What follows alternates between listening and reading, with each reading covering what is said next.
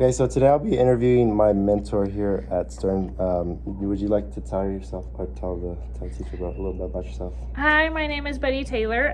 This is my 18th year teaching. I have been at Stern for 17 of those 18 years teaching 8th grade math. I've been a mentor for several years of all grade levels and all subjects. Okay, thank you. So I'm going to ask a couple questions about some learning situations, and you just give me the best response. So what would be the optimum learning situation for learning?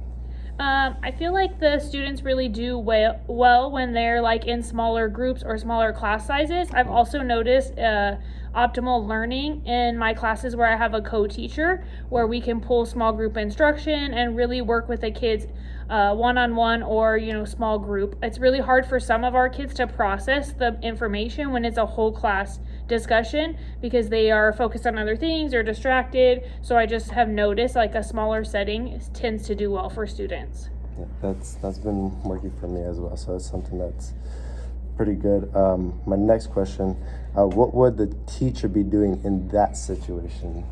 Well, if it's just me and I have a smaller class, I'm able to separate the class into different centers, where one center of group of kids is working with me, and then the kids will rotate through the different centers just so they're in a smaller group where they can communicate and work together. If I have a co-teacher, sometimes we'll do the co-teacher with one group and myself with another group, where we can do different levels of intervention or enrichment for our kids that do need the extension that have passed the first time. Mm-hmm. Okay, and then you kind of answered the next question. It's, well, what would students be doing in this situation? So, you said that they'd be put into groups. What is how big would the group, what would you recommend for the group size to be the best?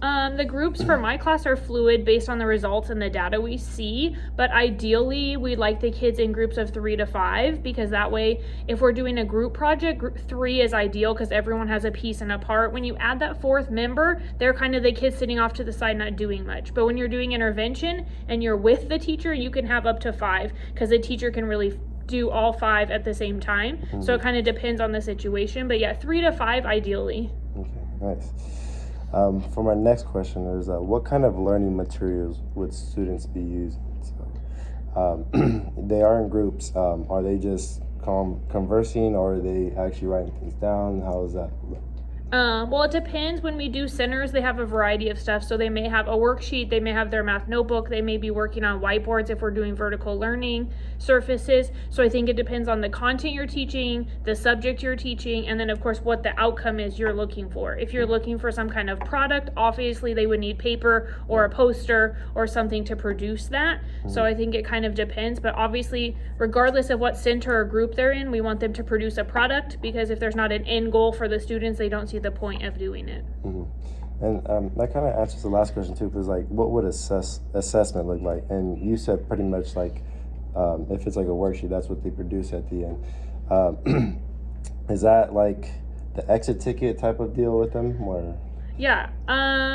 Once again, it depends kind of on the situation, but ideally they would have some kind of reflection and exit ticket, teacher observations, even maybe small whiteboards. If you're doing like a small group with kids, each can have their own whiteboard so you can observe. Mm-hmm. So the assessments also look different, kind of based on the centers or based on your expectations by the end of class. But definitely you need to check for understanding one way or another in your lesson.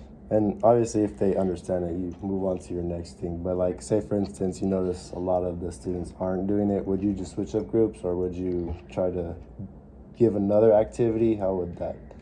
Yeah, if I'm noticing a majority of the class is not understanding, that's where it's maybe like a whole class reteach, or maybe the grouping just isn't right in that scenario, or even my activity or lesson I planned just didn't go according to plan, or I wasn't able to scaffold enough to be able to reach all the kids. If there's only a handful of kids kind of not understanding, then you're like, okay, those are the ones I need to work with. But hopefully a majority of your class is on the right path, and there's just a handful that you have to pull out and work with one-on-one. Okay, thank you. And that's all for this interview. I appreciate you taking the time to do the interview, and it was a lot of good stuff. Thank you. Thank you.